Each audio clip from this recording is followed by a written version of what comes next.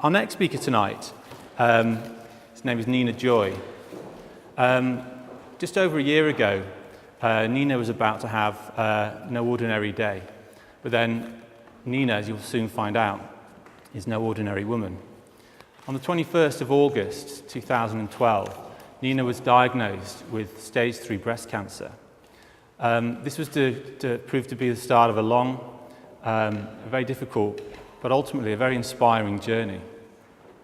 As you tend to do in these situations, everyone blogs now, and she started blogging about this. And she started sharing with people all of her experiences, a lot of the lessons that she was learning in her life. And it's these lessons and these experiences that she would like to share with you today. Because if there's one lesson that Nina has learned, that it's important to enjoy life, no matter what. So I introduce to you, please, and join me in welcoming Nina Joy.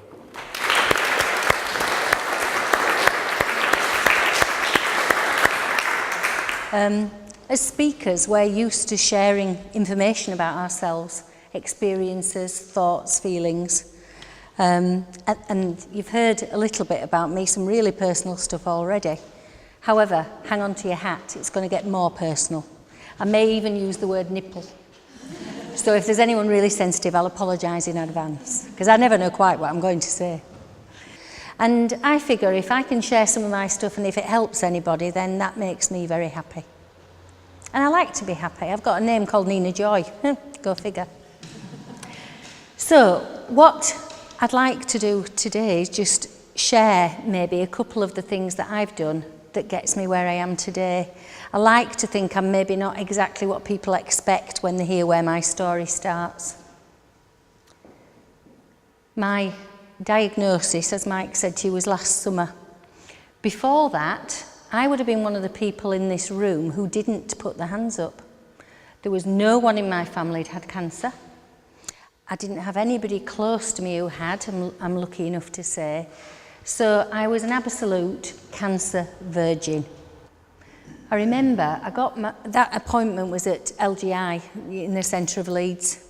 And it was a Thursday tea time. I remember it very, very clearly, as you do these moments in your life.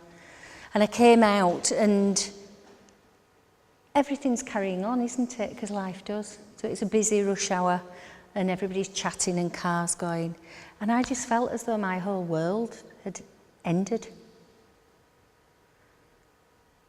I'd walked into that hospital, somebody looking for a cure, and I'd walked out a different person.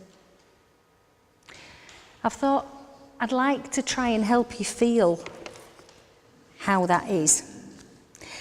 And this is the best way I can do it. So I came out of there feeling this different person, and I felt as though I'd been labelled. So I'd got a label that said dying. I'd got a label that said incurable. I had one that said ill, and even that was quite a surprise because I didn't feel ill. I maybe didn't feel on top form looking back, but I certainly didn't feel that ill. I was now a patient, not a person, a patient. People talk to patients differently because they need to be told what to do by experts. And I was left with no hope because the outcome was outlined as a done deal. And that's how I walked out of that hospital. I personally am not surprised people die of cancer, because when you're wearing all this, what do you think is going to happen next? It's dreadful. Are you excited to know what I've got in here? I am. I love this bag. My first one is, some of you will recognise this. The males especially, the females don't ever get it. It's a remote control. And the first thing you need to do when you've got this big news and it fills your head and it fills every waking moment, you've got to hit the pause button. So, if you think about where that takes me then, here, I've had the pause button and gone, I've got my state of mind better, because only then, when you're in a better frame of mind, can you move forward. So, this is me. Remember, this is 1 year on for, oh my God, she's dying. So, am I ill? Well, apparently. But I don't feel it, I don't act it. So we're not having that. Dying. An interesting one, this one, don't you think?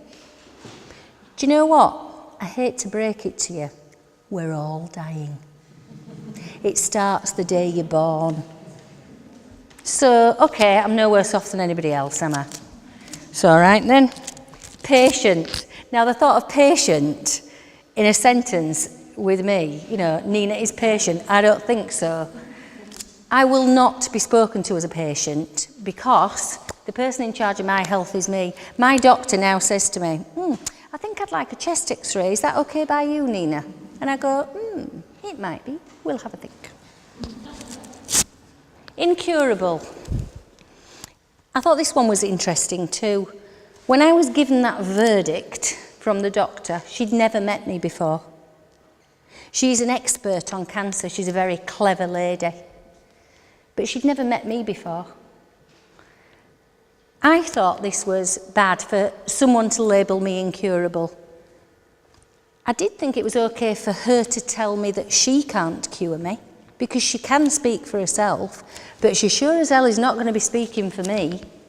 I didn't know whether I could be cured, but I knew I was going to go and look somewhere else. No hope. That's what I felt I was left with. Well, I think you can see what I've done with that one. Because there is always hope. There is.